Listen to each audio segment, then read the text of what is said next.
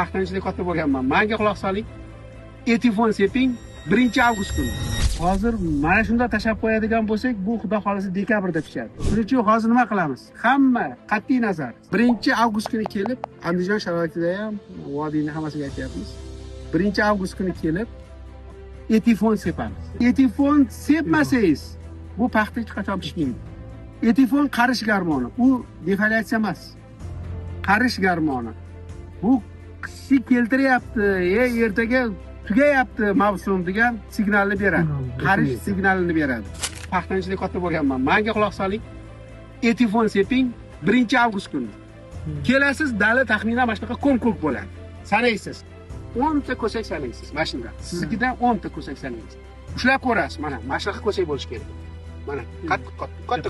Mana shunga etifon yoqadi. Mana bunaqa bo'lsa sepsangiz yoqmaydi. 10 ta ko'sak. 10 ta ko'sak degani 240 ming ko'chatni, to'g'rimi? 10 tadan ko'sak 2.400.000 dona 3 grammdan bo'lganda 70 sentner paxtani ko'rib oldingiz. Shuni pishiraman deb o'ylaysiz. Etifon sepasiz. 8 ta bo'lsa, uni ham qilasiz, demak siz chamayingiz bor. 15 ta ko'sak kerak emas. Etifon sepamiz. 15-kuni kelasiz, yo 12-kuni kelasiz, 12 kunda ko'rinadi. Dala qip-qizil bo'ladi.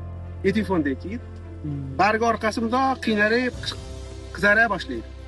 Demak, dala qarishga ket. Marra bizniki. Qish kelyapti, bular qo'rqadi. Bo'ldi, qish keldi deydi. Ko'sakka hamma mana zavod to'xtatadi. Zavod to'xtaydi. Ovqat marta shakar sintez bo'lganini o'tadi.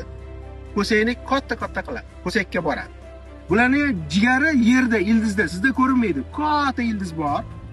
U ildizda to'planib yotgan. Yil davomida. Endi etifonni bersangiz, bularda qarish signali ketadi-yu. Endi u pastdagi deponi ochadi. Kapillyarlar ko'sakka ochiladi. Kapillyarlari bor. Ko'sakning kapillyarlari ochiladi. Etifon ko'sakning kapillyarlarini ochadi. Endi pastdagi ovqat, bargdagi ovqat ko'sakka yura boshlaydi. Shu paytida barg qizaradi, 12 kundan keyin defoliatsiya qilib, bargga endi tushirish kerak bo'ladi.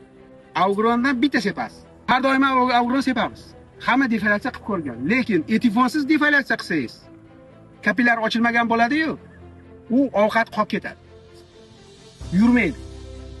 Pirtay bo'lib ochiladi. Demak, bu taxminan 25-avgust bo'ladi. Avgustga shunday tushadi, bir qator tushadi. Lekin hammasi tushmaydi. Etifon sepsiz, haligi avgron. Ikkinchi marta yana avgronni sepasiz, tagigacha tushadi. 2 marta sepish kerak avgronni. Bir marta ta'sir qilmaydi, bo'lmasa yana o'sib ketadi. Bargi yalang'och bo'ladi 1-sentyabr taxminan. Bayram kunlari bir kelib aylansangiz, yalang'och dala bo'ladi, qizg'ishroq, ko'kishroq, ko'kimtirroq, ko'saklari katta, 3-4 ta tepadan ochilgan. O'sha paytida magniy xlorat bilan yoki desikantni olib kelib turib 15 litr yoki 20 litr qo'rqmasdan qirsillatib sepish kerak, quritadi. Desikatsiya quritish kerak. Defoliatsiyani o'zi yetmaydi. Quritsangiz, endi ana depodagi ovqat hammasi yuqoriga o'tadi. Ko'sakka o'tadi. Ilgari qaritmasdan turib 15 sentner tergan bo'lsangiz, endi 43 barobar ko'p hosil terasiz agar shunaqa qilsangiz.